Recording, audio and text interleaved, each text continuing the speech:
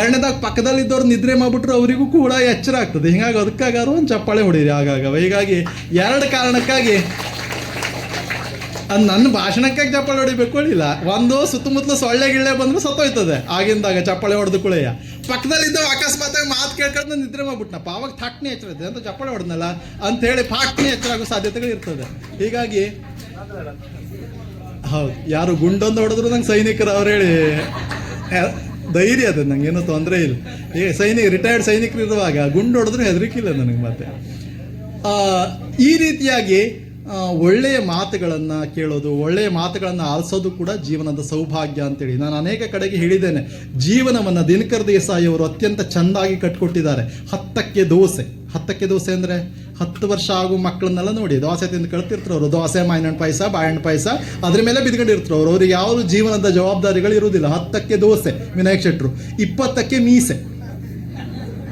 20 ವರ್ಷ ಆಗೋ ಹೊತ್ತಿಗೆ ಈ ದೋಸೆ ತಿನ್ನು ಹುಡುಗನಿಗೆ ಬಗೆಯಲ್ಲಿ ಮೀಸೆ ಬರೋಕ್ಕೆ ಶುರು ಆಯ್ತದೆ.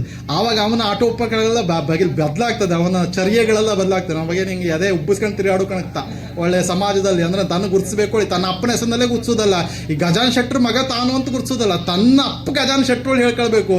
ಈ ರೀತಿಯೆಲ್ಲ ಒಂಥರ ಇಮೇಜ್ ಶುರು ಆಗ್ತದೆ ಅವನಿಗೆ. ಹೀಗಾಗಿ 10ಕ್ಕೆ ದೋಸೆ, 20ಕ್ಕೆ ಮೀಸೆ, 30ಕ್ಕೆ ಅಪ್ಪ. ಆ 10ಕ್ಕೆ ದೋಸೆ ತಿನ್ನವ 20ಕ್ಕೆ ಮೀಸೆ ಬಲ್ತಾವ. ಸುಮಾರು 30 ವರ್ಷತ್ತಿಗೆ ಮದುವೆ ಆಗ್ತದೆ, ಒಂದು ಅಪ್ಪ ಆಗ್ತಾವ, ಅವಂಗ ಮಕ್ಳು ಹುಟ್ಟಿದ್ರು. ಈಗ 30ಕ್ಕೆ ಅಪ್ಪ, 40ಕ್ಕೆ ದಪ್ಪ. 10ಕ್ಕೆ ದೋಸೆ, 20ಕ್ಕೆ ಮೀಸೆ, 30ಕ್ಕೆ ಅಪ್ಪ, 40ಕ್ಕೆ ನೋಡಿ ಸುಮಾರಂಗೆ ಹೆಂಗಸರಾಗಲಿ ಗಂಡಸರಾಗಲಿ ಬಗೆಯಲು ಹೊಟ್ಟು ಬರ್ತದೆ, ಬಗೆಯಲ್ಲಿ ದಪ್ಪ ಆಗ್ತರು. ಒಂದವನಿ ಆಳ್ತನಕ್ಕೆ ಬಂದು ಮುಡ್ತರು. 40ಕ್ಕೆ ದಪ್ಪ, 50ಕ್ಕೆ ಮುಪ್ಪ. 50ಕ್ಕೆ ಸುಮಾರು ಮುದುಕಾಗೋ ವಯಸ್ಸು. ತನಗೆ ವರ್ಷ ಆಗಲಿಂದ ಅಂತ ಹೇಳ್ತಾ ತಿರುಗಾಡ್ತಾ ಬಿಟ್ರೆ ನನಗೆಂತ ವರ್ಷ ಆಯ್ತಾ, ನಾನು ನೋಡ್ರೆ ಕಾಣೋದಿಲ್ಲ, ನಿಂಗೆ 18ರಂಗೆ ಕಾಣೋದಿಲ್ಲ ನನಗೆ ನೋಡ್ರಿ ಅಂತ ಹೇಳ್ತಾ ತಿರುಗಾಡೋದು ಬಿಟ್ರೆ ಹೆಂಗಸರು ವಯಸ್ಸೇ ಹೇಳುವುದಿಲ್ಲ. ಗಂಡಸರಾದ್ರೂ ಅವ್ನು ವರ್ಷ ಆಯ್ತು ಕಾಣೋದಿಲ್ಲ. ಆದರೆ ಆ್ಯಕ್ಚುಲಿ ಆಗಿ ಅಂತ ಕೇಳಿದ್ರೆ 10ಕ್ಕೆ ದೋಸೆ, 20ಕ್ಕೆ ಮೀಸೆ, 30ಕ್ಕೆ ಅಪ್ಪ, 40ಕ್ಕೆ ದಪ್ಪ, 50ಕ್ಕೆ ಮುಪ್ಪ, 60ಕ್ಕೆ ಕೆಪ್ಪ ಅಂಥೇಳಿ ಹೇಳಿದರು ದಿನಕರ್ ದೇಸಾಯಿ ಅವರು. 60ಕ್ಕೆ ಕೇಳೋದಿಲ್ಲ ಪೂರ್ಣವಾದ್ರೂ ಕೇಳೋದಿಲ್ಲ, ತೋರಿಸ್ಕೊಳ್ಳೋದಿಲ್ಲ. ನಂಗೆ ಕೇಳ್ತದೆ, ನೀ 2 ಸತಿ ಹೇಳ್ಬೇಕು ಇಲ್ಲ ಹೇಳ್ತರು ಬಾಯಿಲೆ. 1 ಸತಿ ಹೇಳ್ರಿ ಕೇಳೋದಿಲ್ಲ, 2 ಸತಿ ಹೇಳ್ರಿ ಕೇಳೋದು ಹೆಚ್ಚಾಗೋಯ್ತದೆ. ಹೀಗಾಗಿ ನೀ ಪದೇ ಪದೇ ಹೇಳ್ಬೇಕೊಳ್ಳಿಲ್ವ, ನಂಗೆ ಕೇಳ್ತದ್ಯಾ ಹೇಳೋದು. 60ಕ್ಕೆ ಕೆಪ್ಪ ಅಂತ ಹೇಳಿ ಅತ್ಯಂತ ಸುಂದರವಾಗಿ ದಿನಕರ್ ದೇಸಾಯಿ ಅವರು ಈ ಬದುಕನ್ನು ತೆರೆದುಕೊಟ್ಟಿದ್ದಾರೆ. ಅದನ್ನೇ ನಮ್ಮ ತರುಣ್ ಸಾಗರ್ ಅತ್ಯಂತ ಸುಂದರವಾಗಿ ಹೇಳ್ತಾರೆ. ಸೋಮವಾರ ಹುಟ್ಟಿದಿರಿ, ಮಂಗಳವಾರ ಬೆಳೆದು ದೊಡ್ಡವರಾದಿರಿ, ಬುಧವಾರ ವಿವಾಹ ಆಯಿತು, ಗುರುವಾರ ಮಕ್ಕಳಾದವು, ಶುಕ್ರವಾರ ರೋಗ ಪೀಡಿತರಾದಿರಿ, ಶನಿವಾರ ಆಸ್ಪತ್ರೆ ಸೇರಿದಿರಿ, ರವಿವಾರ ಹೊರಟು ಹೋಗುವಿರಿ, ಇದು ಜೀವನವೇ ಅಂತ ಕೇಳ್ತಾರೆ. ಎಷ್ಟು ಸುಂದರವಾಗಿ ಅದನ್ನು ಕಟ್ಕೊಂಡಿದ್ದಾರೆ ಅಂತ.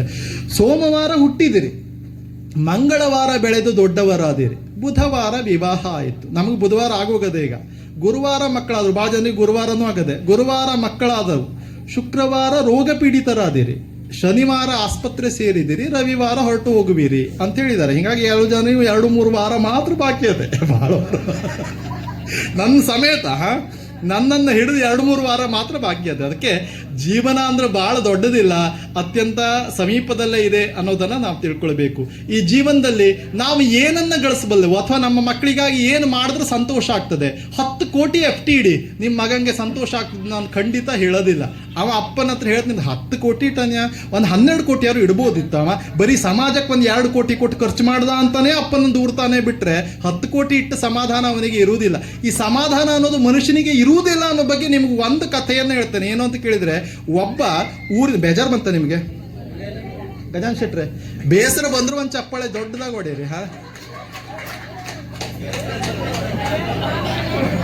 ಅಲ್ಲ, ಮಾತಾಡುವುದೇ ನನ್ನ ಉದ್ಯೋಗ ಅಲ್ಲ. ಇವತ್ತು ಯಾಕೆ ಬಂದಿದ್ದೇನೆ ನಾನು ಅಂತ ಕೇಳಿದ್ರೆ, ಮಾತಾಡೋ ಸಲುವಾಗಿ ಬಂದವಲ್ಲ, ನನಗೆ ಮಾಡಲಿಕ್ಕೆ ಬಹಳ ಕೆಲಸ ಉಂಟು. ಆದರೆ ಈ ಪ್ರೀತಿಯಿಂದ ಕರೆದ ಆಮಂತ್ರಣವನ್ನ ಒಲ್ಲೆ ಅಂತ ಅನ್ನಲಾರದೆ ಪ್ರೀತಿಗೆ ಕಟ್ಟಿ ಬಿದ್ದು ಬಂದಿದ್ದೇನೆ. ಹೀಗಾಗಿ ಮಾತಾಡೋದಕ್ಕೂ ಕೂಡ ದಿನಕರ್ ದೇಸಾಯಿ ತುಂಬ ಚೆನ್ನಾಗಿ ಹೇಳಿದ್ದಾರೆ. ಮಾತಾಡಿ ಮಾತಾಡಿ ಮಾತಾಡಿ ಕೊನೆಗೆ ಎಲ್ಲರೂ ಹೊರಟು ಹೋದರು ತಮ್ಮ ಮನೆಗೆ, ಇರುವೆ ಎಂದಿತು ತಾನು ಮಾತಾಡಲಿಲ್ಲ, ನಾನು ಮಾಡಿದ ಕೆಲಸ ಭಗವಂತ ಬಲ್ಲ ಅಂತ ಹೇಳಿ ಅತ್ಯಂತ ಸುಂದರವಾಗಿ ಹೇಳಿದ್ದಾರೆ. ಹೀಗಾಗಿ ಅತ್ಯಂತ ದಣಿದಿದ್ದೀರಿ ನೀವು, ಪೂಜೆಗಳನ್ನೆಲ್ಲ ಮಾಡಿದ್ದೀರಿ, ಅನೇಕ ದಿನಗಳಿಂದ ಇದಕ್ಕಾಗಿ ಸಾಮಗ್ರಿಗಳನ್ನ ಒಟ್ಟು ಮಾಡಲಿಕ್ಕಾಗಿ ಪ್ರಯತ್ನ ಮಾಡಿದ್ದೀರಿ. ಅವರೊಬ್ಬರು ಬಂದರು ಮಾರೆಯ ಭಟ್ರು ಎಲ್ಲೋ 11 ಕಸಾರಿ ಅಂತೆ, ಭಟ್ರು ಬಂದು ಮಾತಾಡ್ಕೊಂಡು ಹೋಗ್ಲಿ, ಆ ಭಟ್ರ ಕಸ್ನವ್ ಯಾರು ಶೆಟ್ರು ನೋಡು ಅಂತ ಹೇಳುವಂಗ ಆಗಬಾರ್ದು. ಆ ಭಟ್ರ ಕಸ್ನವ್ ಯಾರೋ ಶೆಟ್ರು, ಅವ್ರನ್ನೊಂದು ಕರ್ಕ ಬನ್ನಿ, ಭಟ್ರು ಹೋದ್ರು ಹೋಗ್ಲಿ ಅವರು ಅಂತ ಹೇಳುವಂತೆ ಆಗಬಾರ್ದು. ಹೀಗಾಗಿ ಆ ಕಾರಣಕ್ಕಾಗಿ ಆಗಿದ್ರು ಕೂಡ ಒಂದು ಕಥೆಯನ್ನು ಹೇಳಿ ನನ್ನ ಮಾತುಗಳನ್ನು ಸಮಾಪ್ತಿ ಮಾಡ್ತೇನೆ. ಮನುಷ್ಯಂಗೆ ಸಮಾಧಾನ ಅನ್ನೋದಿಲ್ಲ ಅನ್ನೋದ್ ಬಗ್ಗೆ ನಿಮ್ಗೆ ಹೇಳೋದಾದ್ರೆ, ಒಬ್ಬಾತ ಊರಿನಲ್ಲಿ ಮಗಳ ಮದುವೆ ಮಾಡಬೇಕು ಅಂತ ಬಯಸದ್ನಂತೆ. ಭರ್ಜರಿ ಮದುವೆ ಮಾಡಬೇಕು ಅಂತೇಳಿ ತಾನು ಹೇಗೆ ಮದುವೆ ಮಾಡಬೇಕು ಭಾಳ ಜನರಿಗೆ ಇರ್ತದೆ. ಊರಿನಲ್ಲಿ ಇಲ್ಲದೆ ಹೋದಂಥ ಮದುವೆ ಮಾಡಬೇಕು, ನಾನು ಎಲ್ಲ ಮಕ್ಕಳು ಮದುವೆ ಮಾಡಾರೆ, ನಾನು ನನ್ನ ಮಗಳ ಮದುವೆಯನ್ನು ಮಾತ್ರ ಅತ್ಯಂತ ಭರ್ಜರಿಯಾಗಿ ಮಾಡಬೇಕು ಅಂತೇಳಿ. ಮತ್ತೆ ಯಾವ ರೀತಿ ಅಂತ ಕೇಳಿದರೆ, ನಾನಾ ಥರದ ಖಾದ್ಯಗಳು, ನಾನಾ ಥರದ ಪದಾರ್ಥಗಳನ್ನು ಮಾಡಿ, ಭಕ್ಷ್ಯಭೋಜ್ಯಗಳನ್ನು ಮಾಡಿ, ಯಾವ ರೀತಿ ಸಾಧ್ಯತೆ ಇದೆಯೋ ಆ ರೀತಿ ವಿಜೃಂಭಣೆಯಿಂದ ತನ್ನ ಮಗಳ ಮದುವೆಯನ್ನು ಮಾಡಬೇಕು. ಮತ್ತು ಜನ ಎಲ್ಲ ಅಂತ ಹೇಳ್ತಾರೆ ನನ್ನ ಮಗಳ ಮದುವೆ ಬಗ್ಗೆ ಅಂತ ಕೇಳಬೇಕು ಅಂತ ಅವನಿಗೆ ಆಸಕ್ತಿ. ಹೀಗಾಗಿ ಮದುವೆಯನ್ನು ಅತ್ಯಂತ ವಿಜೃಂಭಣೆಯಿಂದ ಏರ್ಪಡಿಸಿದ. ಮಗಳಿಗೆ ಕುತ್ತಿಗೆ ಎಷ್ಟು ಸಾಧ್ಯತೆ ಇದೆ ಅಷ್ಟು ಬಂಗಾರ ಹೇರ್ದ. ಮಗಳ ಕುತ್ತಿಗೆ ಹೀಗೆ ಹಾಕೊಂಡು ಉಳಿಯಿತು, ಅಂದ್ರೆ ಬಂಗಾರದಲ್ಲಿ ತುಂಬಿ ಆಭರಣ ತುಂಬಿ ಕುತ್ತಿಗೆ ಎತ್ತಕ್ಕೆ ಆಗುದಿಲ್ಲ ಮಗಳಿಗೆ, ಆ ಪರಿ ಬಂಗಾರ ಹೇರ್ದ. ಜನ ಬಂದವರೆಲ್ಲ ಹೇಳ್ತಿದ್ರು, ಎಂಥ ಬಂಗಾರ ಹಾಕಾರೆ ಶೆಟ್ರು, ಸಿಕ್ಕಾಪಟ್ಟೆ ಬಂಗಾರ ಹಾಕಾರ್ಯ. ಊರಿನಲ್ಲಿ ಯಾರು ಅಷ್ಟು ತೊಲೆ ಬಂಗಾರ ಹಾಕ್ಲಿಲ್ಲ, ಎಲ್ಲ 15 ತೊಲೆ 20 ತೊಲೆ ಹಾಕಿರ್ಬೋದು. ಇವ್ರು ಹಂಗಲ್ವಾ, ಶೆಟ್ರು 50 ತೊಲೆ ಬಂಗಾರ ಹಾಕಾರೆ, ಭರ್ಜರಿ ಬಂಗಾರ ಹಾಕಾರ್ಯ ಅಂತೇಳಿ ಹೇಳಿದ್ರು ಕೆಲವು ಜನ. ಇವಂಗೆ ಖುಷಿ ಆಯ್ತು, ಅಂದರೆ ನನ್ನ ಬಗ್ಗೆ ಮಾತಾಡ್ತಾವ್ರಿಲ್ಲ ಜನ, ಎಂತ ಮಗಳ ಬಗ್ಗೆ ಇಷ್ಟೆಲ್ಲ ಮಾಡಿದೆ ಅಂತೇಳಿ. ಹೀಗಾಗಿ ಪತಿ ಕಂಬದ ಬುಡ್ಕೋಗಿ ನಿಂತ್ಕೊಂಡು ಜನ ಎಂತ ಹೇಳ್ತವ್ರೆ ಕೇಳ್ತೊಳ್ದ. ಆಗ ಮತ್ತೊಬ್ಬರು ಅಂದ್ರು, ಅಯ್ಯೋ ಎಂಥ ಮದುವೆ ಊಟ ಹಾಕಾರೆ, ಒಂದು ಕಜ್ಜಾಯ ಅಲ್ವಾ, ಜಿಲೇಬಿನೂ ಮಾಡ್ಸಾರೆ, ಗುಂಜಿಲಾಡು ಮಾಡ್ಸಾರೆ, ಕೇಸರಿ ಬಾತು ಮಾಡ್ಸಾರೆ, ಜಹಾಂಗೀರ್ ಮಾಡ್ಸಾರೆ, ಹೋಳಿಗೆ ಮಾಡ್ಸಾರೆ, ಎಂಥದ ಅದು ಸಿಕ್ಕಾಪಟ್ಟೆ. ಕೆಲವು ಜನ 2 ಕಜ್ಜಾಯ ಮಾಡೋದು ನೋಡಿನ, ಇವ್ರ ಮದುವೆ 5 ಕಜ್ಜಾಯ ಮಾಡಾರ್ಯ, ಸಿಕ್ಕಾಪಟ್ಟೆ ಕಜ್ಜಾಯ ಮಾಡಾರ್ಯ, ಅದು ಹೇಳೋಕೆ ಸಾಧ್ಯ ಇಲ್ವಾ ಅಂತ ಹೇಳಿದ್ರು.